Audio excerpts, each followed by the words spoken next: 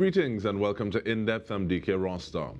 Now, instead of talking about something 2 or 3 days before it happens, the Emancipation Support Committee's calendar is out, and to speak about the factors influencing it and the month of March in a holistic sense, we have Executive Director Zakiya Uzoma Wadada and Youth Education, Business Development and PR Officer Kadija Dyer. They join us now.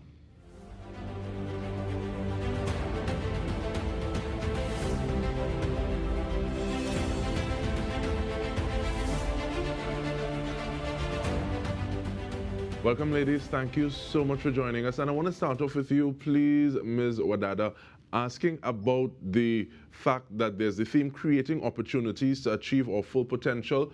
What are some of the thought processes going into that theme this year? And we'll take it from there. Thank you. Okay, good night, DK, and good night to your viewing audience. And we're really happy to be here to share information, as you are saying, in March. And at least people know that we are existing and continuing to work even from this early in the year. So this year, our team created opportunities to achieve our full potential. We thought in this challenging time, in Trinidad and Tobago, there seems to be so many overwhelming issues that seem to actually make life quite challenging for us. Post the pandemic, people have lost their jobs.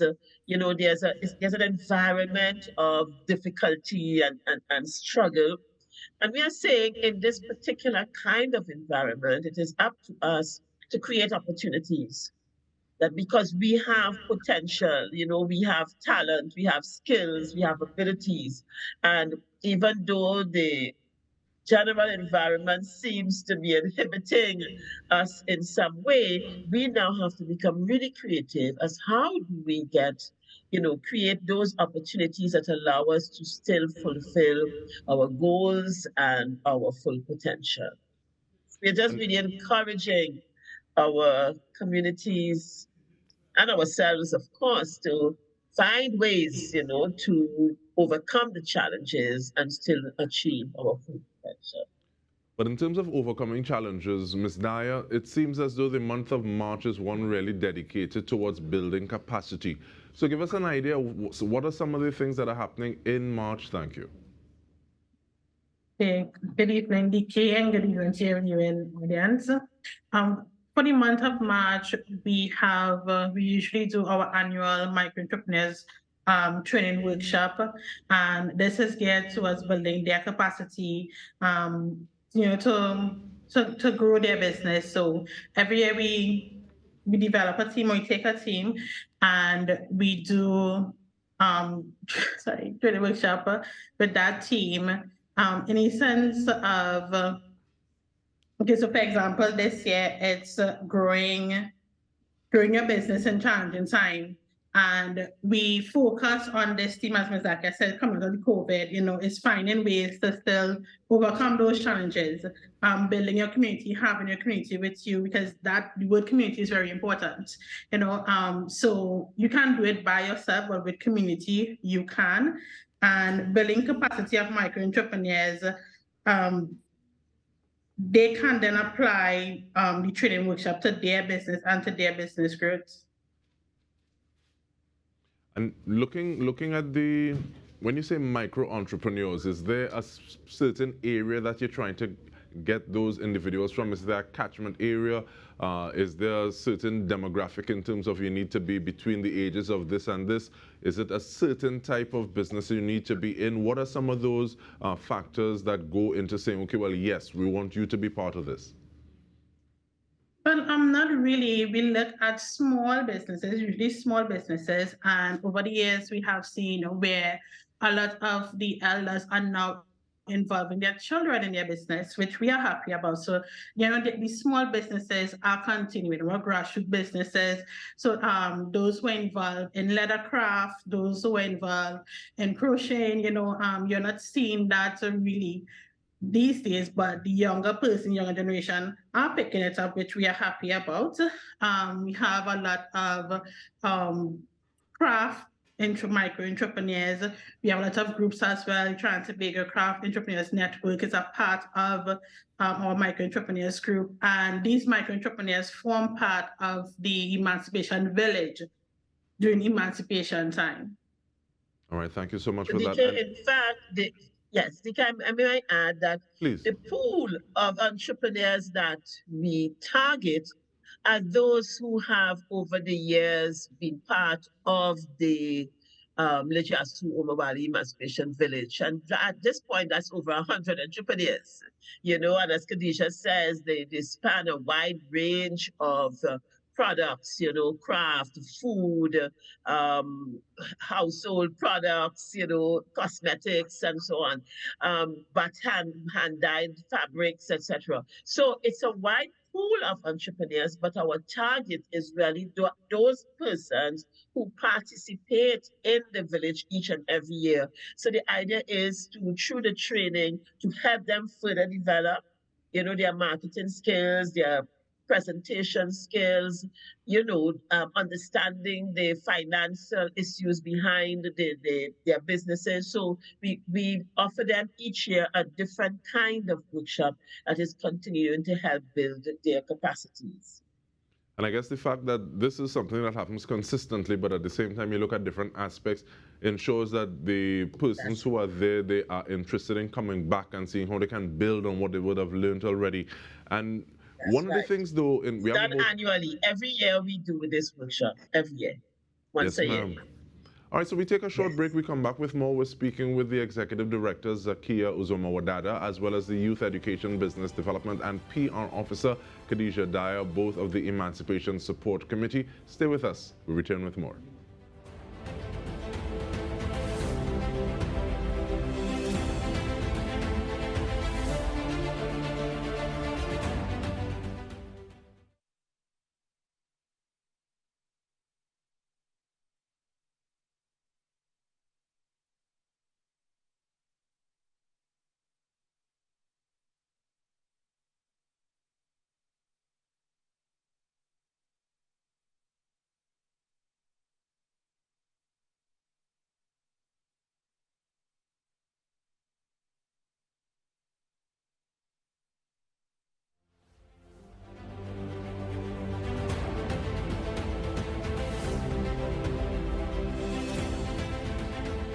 Welcome back. We are speaking with Zakiya Uzoma Wadada and Kadija Dyer, both of the Emancipation Support Committee. We're getting a feel for the overall theme of the calendar of events, creating opportunities to achieve our full potential, as well as some of the specific initiatives that will be taking place in the month of March.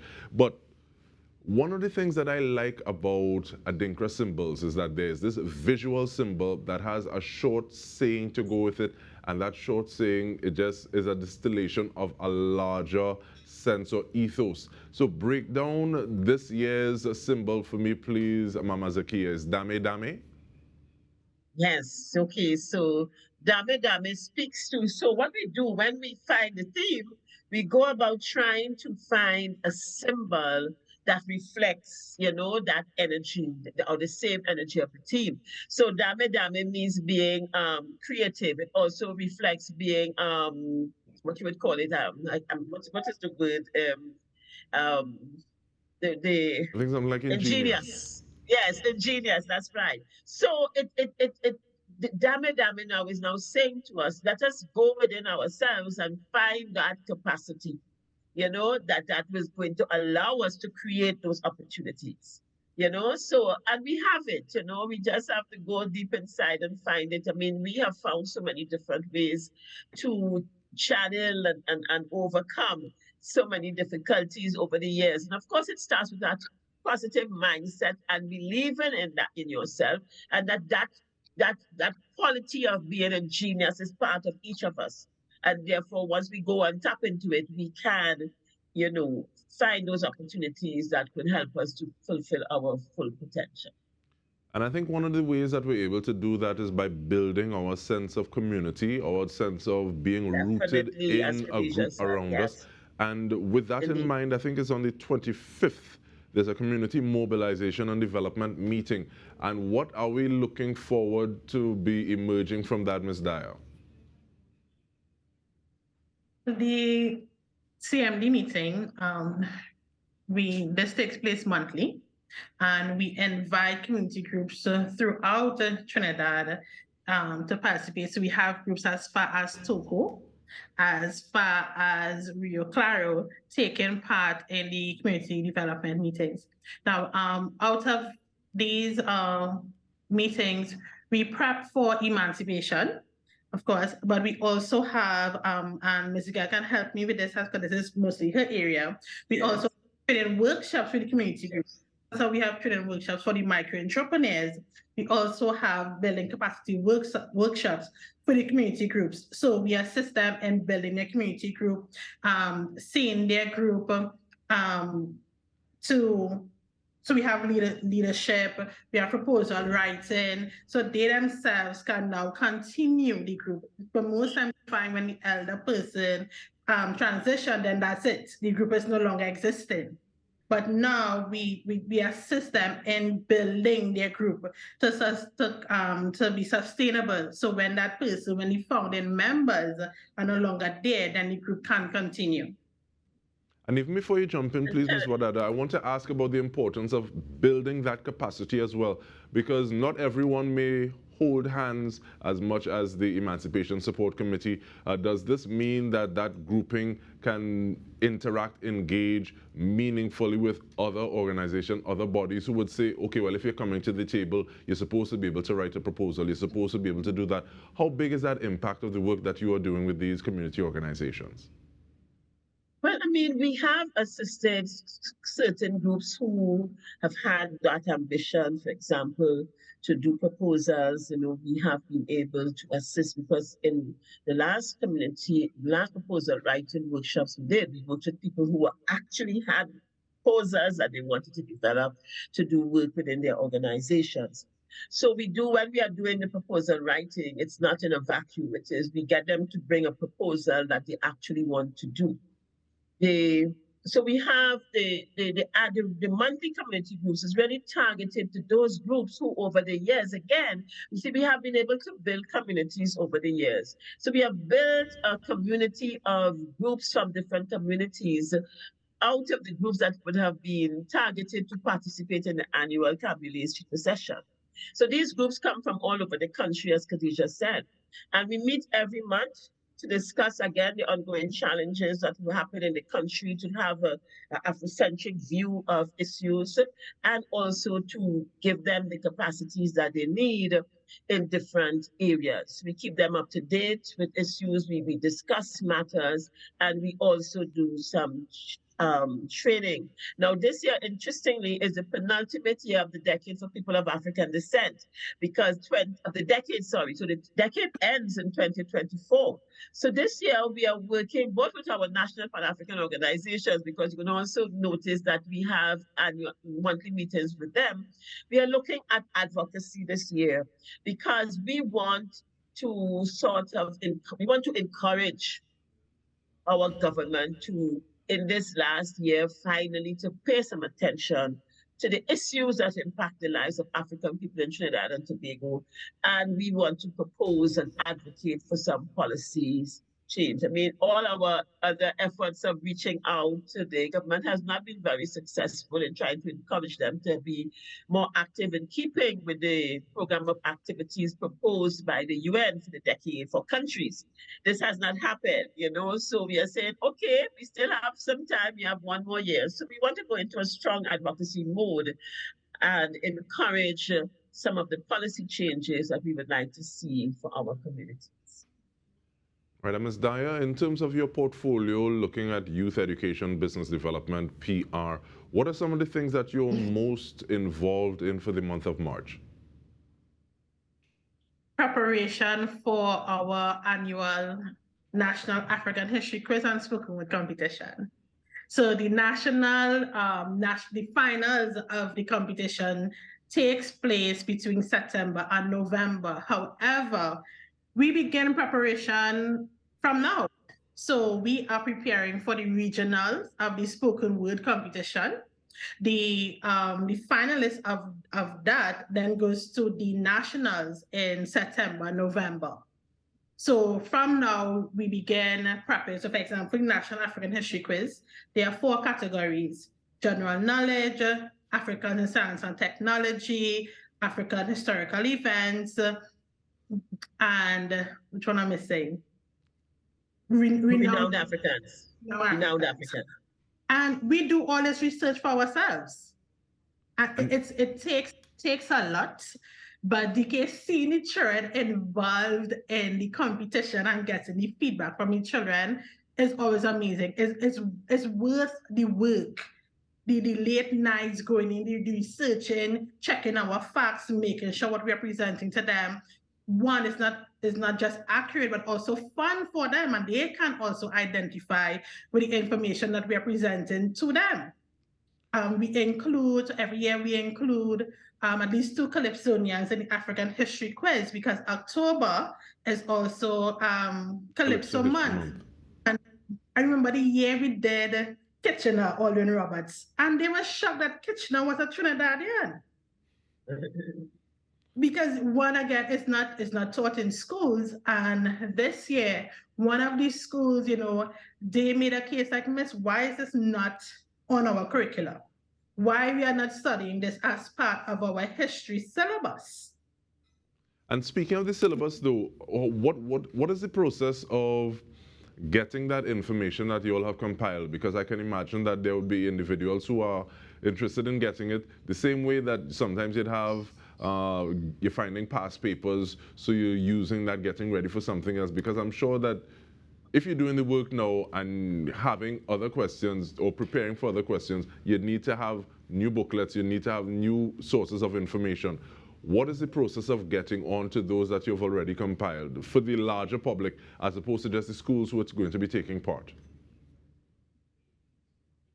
The manuals are available at the secretariat that we have prepared over the years.